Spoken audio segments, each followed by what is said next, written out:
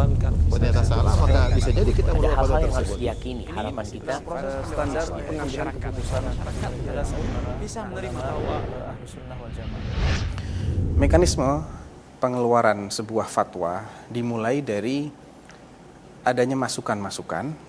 Boleh jadi karena adanya masukan atau pertanyaan dari masyarakat dan kita melihat intensitas yang bertanya tentang masalah ini. Kalau memang kita mendapati banyak orang yang bertanya tentang masalah ini, atau kita melihat masalah ini adalah masalah yang belum mendapatkan pencerahan yang sesuai, atau karena urgensi masalah itu sendiri dan banyaknya pihak-pihak yang terkait dengan masalah ini, maka kini kita masukkan ke dalam usulan.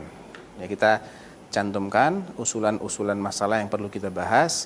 Kemudian di akhir-akhir sidang, kita tiap 3 bulan atau 4 bulan sekali, selama ini sudah ada 3 kali sidang dan intervalnya sekitar 4 bulan, maka kita usulkan kepada forum asatidzah dan kita minta siapa yang akan menyusun draft fatwa terkait masalah ini. Satu ustadz kadang mengambil 2, 3, maksimal 4 ya.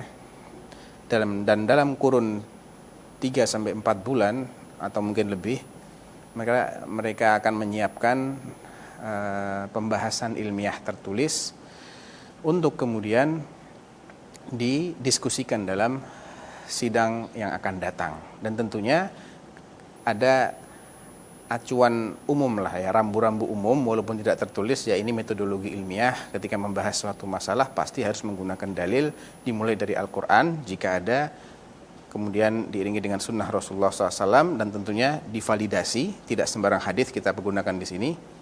Kemudian dari sudut pandang istimbatnya bagaimana cara mengambil hukum dari sebuah dalil, ini juga kita bahas secara ilmu usul fikih. Dan kemudian setelah diskusi ini dianggap matang dan semua catatan itu ditulis, apa yang harus diperbaiki, apa yang perlu dibuang, apa yang perlu ditambahkan, diadakan kadang-kadang kita menggunakan pemilihan suara apabila memang terjadi perselisihan di antara anggota forum ya, tidak disepakati hasil fatwanya, maka kita voting. Kalau memang masih didominasi oleh yang setuju dengan hasil kesimpulan makalah tadi, maka dikeluarkan dan yang setuju bertanda tangan.